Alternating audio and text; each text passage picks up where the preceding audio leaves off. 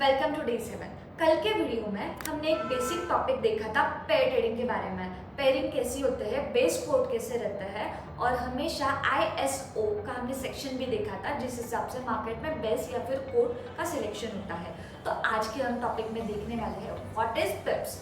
अभी जैसे ही stock market में बहुत सारे लोग बोलते हैं कि बैंक निफ्टी इतने इतने पॉइंट से नीचे गिरा या फिर इतने इतने पॉइंट से बढ़ गया तो हमें प्रॉफिट हुआ या फिर लॉस हुआ।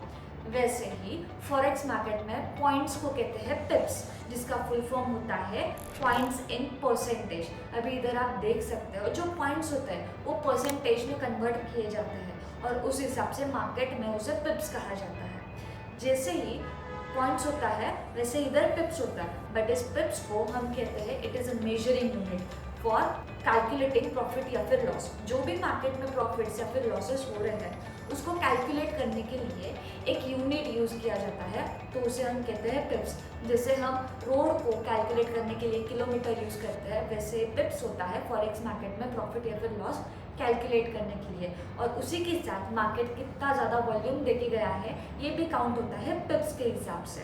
अभी जैसे किलोमीटर्स को मीटर्स रहता है स्मॉल मेजरिंग यूनिट, वैसे ही पिप्स को स्मॉल यूनिट रहता है पिपेट्स।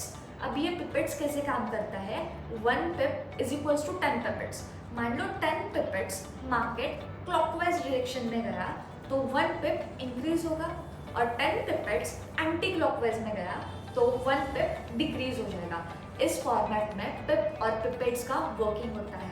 ये कंसेप्ट आपको लॉट साइज के साथ जब आप कैलकुलेट करोगे तब आप उसे ज़्यादा इजी तरीके से समझ पाओगे। और जब भी हम पिप्स को कैलकुलेट करेंगे याद रखना ये जो प्राइस रेंज नाम का टूल है ट्रेडिंग व्यू के एप्लीकेशन पे, तो इसे यूज़ करके हम पिप्स को मेजर कर सकते हैं। उसी के साथ और एक टूल होता है मेजर नाम का जो आपको कहीं पे भी उसमें मिल जाएगा। अभी नेक्स्ट कंसेप्ट मतलब ये होती है लॉट साइज। अभी ये जो लॉट साइज है जैसे स्टॉक मार्केट में क्वांटिटी रहती है, मतलब जब हम 25 की क्वांटिटी लेते हैं 50 की क्वांटिटी लेते हैं, वैसे ही फॉरेक्स मार्केट में लॉट साइजेस रहते हैं।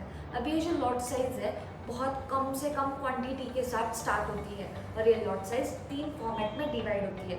पहली होती है माइक्रो, सेकेंड मिनी और थर्ड वन होती है स्टैंडर्ड। अभी ये जो माइक्रो है ये स्टार्ट होती है 0.01 लॉट के साथ और ऐसे ही 0.02, 0.03 और लास्ट तक रहती है 0.09। इतना जो भी हमने देखा है ये सारी माइक्रो में आती है और उसी के बाद 0.09 के बाद नंबर शिफ्ट होता है 0.10। तो जब भी 0.10 आता है उसे हम कहते हैं मिनी लॉट साइज। उसके बाद 0.11, 0.12 और ये चलते जाता है 0.99 तक।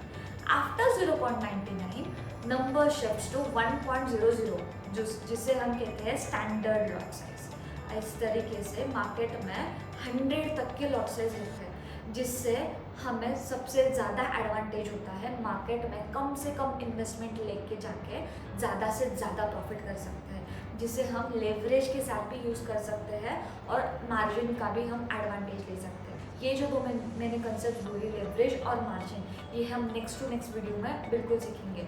और ये सबसे ज़्यादा फ़ायदा फॉरेक्स मार्केट में ही देता है क्योंकि स्टॉक मार्केट में लेवरेज या फिर मार्जिन बहुत ही कम मिलती है या फिर मिलती ही नहीं है, जिधर फॉरेक्स मार्केट में बहुत ज़्यादा मिलती है। अभी ये जो भी प्रॉफिट और लॉस है ये कैलकुलेट कैसे करना होता है, इसका एक पर्टिकुलर फॉर्मूला है और ये फॉर्मूला सिर्फ और सिर्फ करेंसी पेयर्स में ही यूज़ होता है।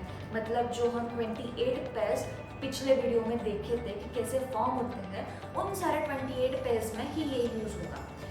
समझो आपने लॉट साइज 0.01 दी है, मतलब ही माइक्रो लॉट साइज, और आपने इधर बाय किया हुआ है। बाय करने के बाद 10 पिप्स की मूवमेंट ऊपर चली गई, मतलब ये आपको होगा प्रॉफिट। और फॉर्मूला के हिसाब से lot size multiplied by pips multiplied by 10 is equals to profit या फिर लॉस।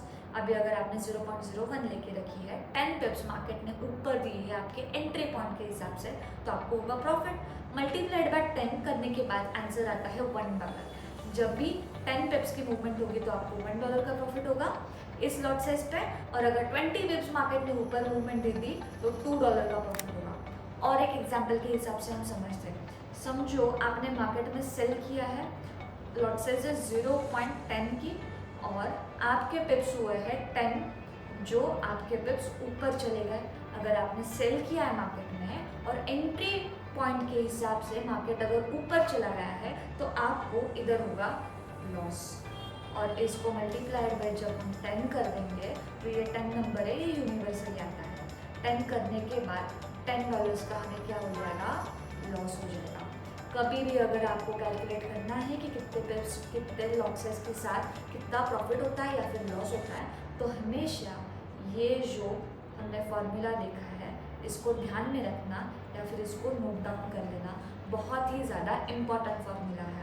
और अगर आपको लॉट साइज के लिए मतलब रिस्क मैनेजमेंट के लिए आपके कितने इक्विटी के लिए कितनी लॉट साइज होनी चाहिए ये चाहिए, तो हमेशा ध्यान में रखना $100 अगर आप यूज़ कर रहे हो तो इसके लिए 0.01 से लेकर 0.05 तक यूज़ करना फॉर योर करेंसी पेयर्स।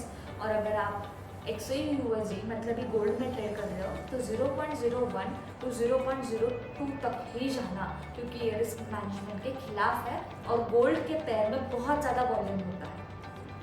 अगर आप $200 की लॉट साइज अगर आप $200 की इक्विटी यूज़ कर रहे हो तो आप 0.05 से लेकर 0.10 तक जा सकते हो करेंसी पेयर्स में। और अगर आप गोल्ड में ट्रेड कर रहे हो तो 0.01 से लेकर 0.05 तक जा सकते हो।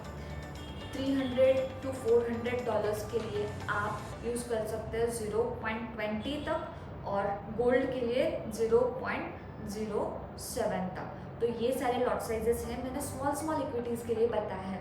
मैं डिस्क्रिप्शन बॉक्स में आपको एक फ़ोटो भी शेयर करूँगी जिसमें सारी इक्विटीज़ के उन हिसाब से लॉट साइज मेंशन किए गए हैं, तो आप उसको फॉलो कर सकते हो। आज के लिए इतना ही, हम नेक्स्ट वीडियो में देखेंगे what are charts, what are technical analysis, ये भी डिटेल फॉर्मेट में।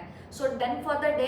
अगले वीडियो के लिए हमें सब्सक्राइब करना ना भूलें, लाइक करें अगर आपको ये वीडियो पसंद आई हो, और डिस्क्रिप्शन बॉक्स में आपको इस वीडियो की रिटन फॉर्मेट PDF भी मिल जाएगी।